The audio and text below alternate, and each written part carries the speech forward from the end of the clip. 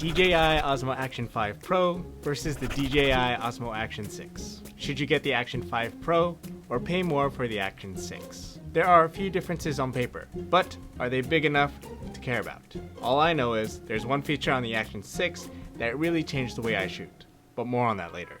For the past few months, I've used both of these cameras, and the image quality looks about the same. In terms of shooting options, we got 4K 120 on both, 10-bit log M on both, and the same dynamic range. But since DJI updated the Action 6 with 8K, that's when things start to look different. Side by side, the 8K is much sharper, but the files are also nearly twice as big. So keep that in mind when buying a micro SD card. What about photography? DJI also added film tone, 6 built-in presets that give your photos a styled look straight out of camera. The Action 5 Pro doesn't have anything like that.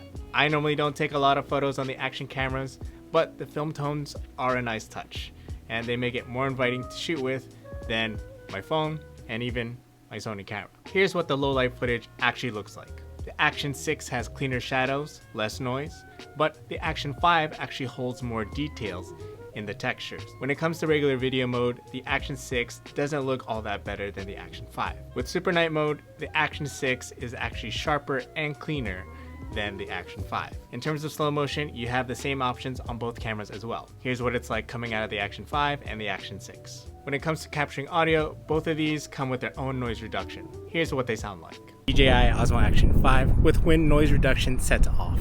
This is the DJI Osmo Action 5. We got the wind noise reduction set to high.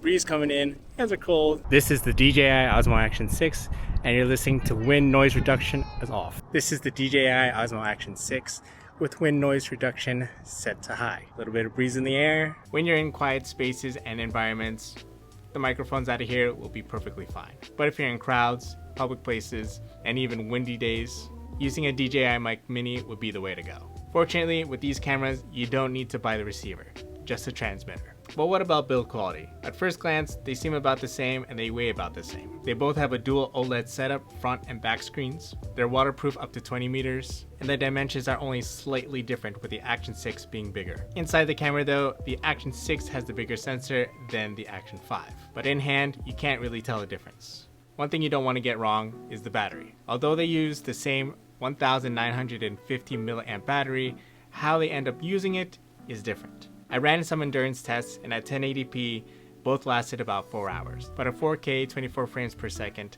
the Action 5 Pro gave me 3 hours and 10 minutes. The Action 6 only gave me 2 hours and 27 minutes. For a more extreme case, at 4K 120 frames per second, the gap gets even bigger. The Action 5 overheated at 33 minutes, while the Action 6 only lasted 1 hour and 22 minutes.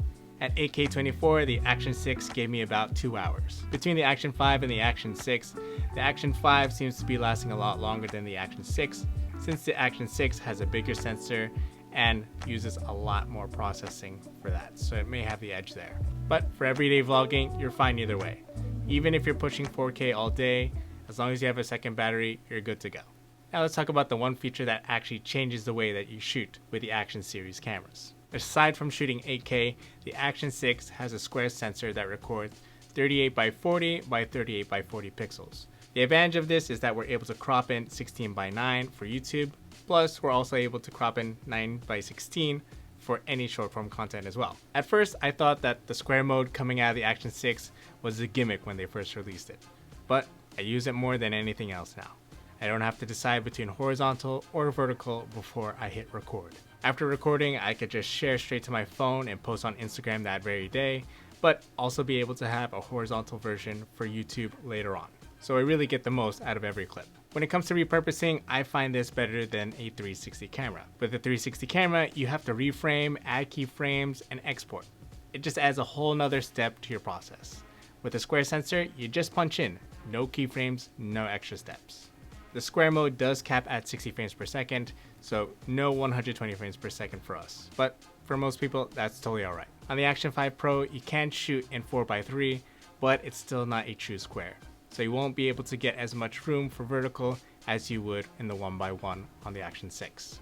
If you create content for multiple platforms, this is the single biggest reason to consider the Action 6. Let's talk about price. The Action 5 Pro is $319 US, and the Action 6 is $379 US.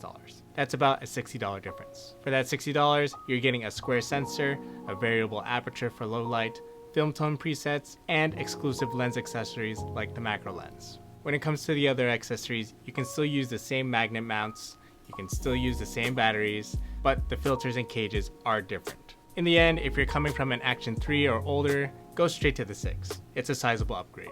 If you're coming from the 5 Pro, the differences look small on paper, but the square sensor, the aperture, and AK are pretty sweet upgrades. But you probably don't want the Action 6, because maybe the Nano might be a better choice for you. I compare it with the Action 5 right over here.